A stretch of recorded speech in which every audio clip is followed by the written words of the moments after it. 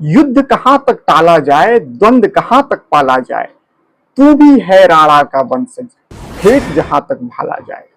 जी हां, इस लाइन को चरितार्थ कर दिखाया है जनसुराज के संस्थापक प्रशांत किशोर ने।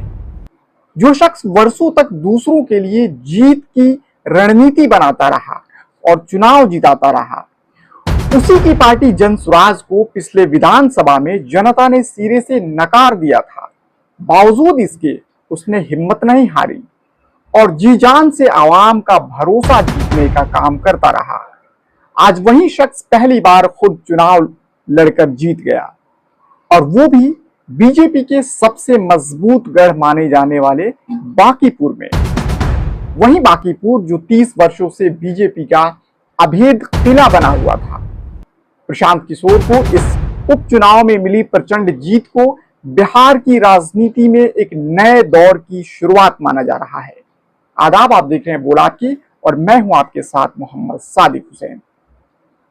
आज बात उस नतीजे की जिसने बिहार की राजनीति में हलचल मचा दी है।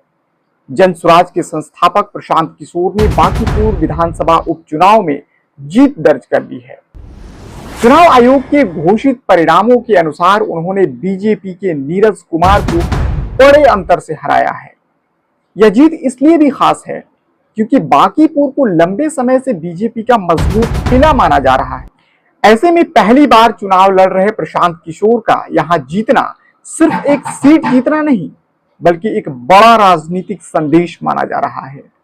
याद कीजिए, यही प्रशांत किशोर कभी पर्दे के पीछे रहकर बड़े बड़े नेताओं की चुनावी रणनीति बनाते थे, लेकिन इस बार उन्होंने खुद मैदान में उतरने का फैसला किया। कई लोगों ने कहा कि यह तो फैसला जोखिम भरा हो सकता है, लेकिन जनता ने उनके पक्ष में मतदान कर उस धारणा को बदल दिया। अब सबसे बड़ा सवाल यह है कि इस जीत का असर क्या होगा। क्या जनसुराज अब बिहार में एक मजबूत तीसरा विकल्प बनकर उभरेगा?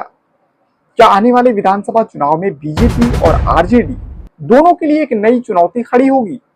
और क्या प्रशांत किशोर की यह जीत बिहार की राजनीति का नया अध्याय लिखेगी?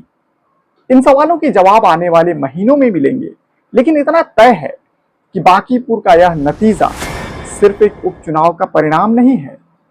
इसने बिहार की राजनीति का समीकरण बदलने की चर्चा तेज कर दी है। अब आपकी बारी। क्या आपको लगता है कि प्रशांत किशोर बिहार में एक बड़ा राजनीतिक विकल्प बन सकते हैं? अपनी राय कमेंट में जरूर लिखिए।